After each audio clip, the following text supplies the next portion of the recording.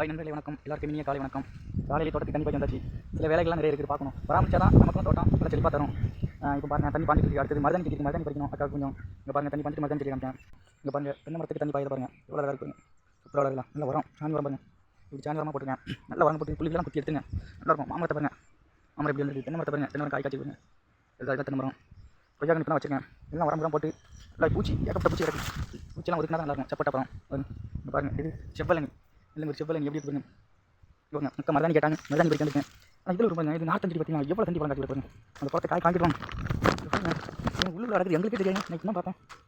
இது இளஞ்சம் பழம் நேரத்தில் காய் காய் என்ன இருக்குங்க, 2-3 நாள் இருக்குங்க.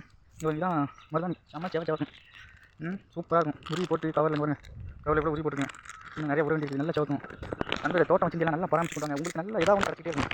நல்லா நம்ம தோட்டத்தில் ஒரு சின்ன பொருள் கிடைச்சாலும் 10,000 செலவு 1000 கிடைச்சாலும் நமக்கு சந்தோஷம் இருக்கும். அந்த மாதிரி நல்ல உரங்கள் போடுங்க, பூச்சி வராமல் பாருங்க. அப்போ கொத்தி விடுங்க. இப்போ பாருங்க, நேற்று தென்னை மரத்தில் ஒரு 50 காய் கிடந்து பறிச்சு என்னைக்கு காய் பட்டாங்க. மாதிரி என்ன எடுக்க வேண்டியதான். இதில் அது கண்டிப்பாக தென்னை மரத்தில் தான் இப்படி வச்சுட்டு பாருங்க. நம்ம அப்புறம் பார்த்தீங்களா காய் எவ்வளோ பெருசாக இருக்குது. அது இல்லாமல் இந்த செடி மல்லிகைப்பூ செடி, இந்த பாருங்க மல்லிகைப்பூ செடி எவ்வளோ மட்டும் வச்சுருக்கோம். தண்ணி நல்லா தண்ணி பச்சிங்கன்னா பூவாக தான் கிடக்கும். பார்த்தீங்களா, பூ தான். நாவல் மரத்தை காய் வந்து எவ்வளோ பெரிய காய் கிடக்கு. இதுதான் ஃபஸ்ட் டைம் காய்க்கிறது. அடே என்ன நடக்குதுங்க காய். நண்பர்களே, சப்ஸ்கிரைப் பண்ணுங்கள், லைக் பண்ணுங்கள், ஷேர் பண்ணுங்கள். நிறைய வீடியோஸ் போட்டுகிட்டே இருக்கேன்.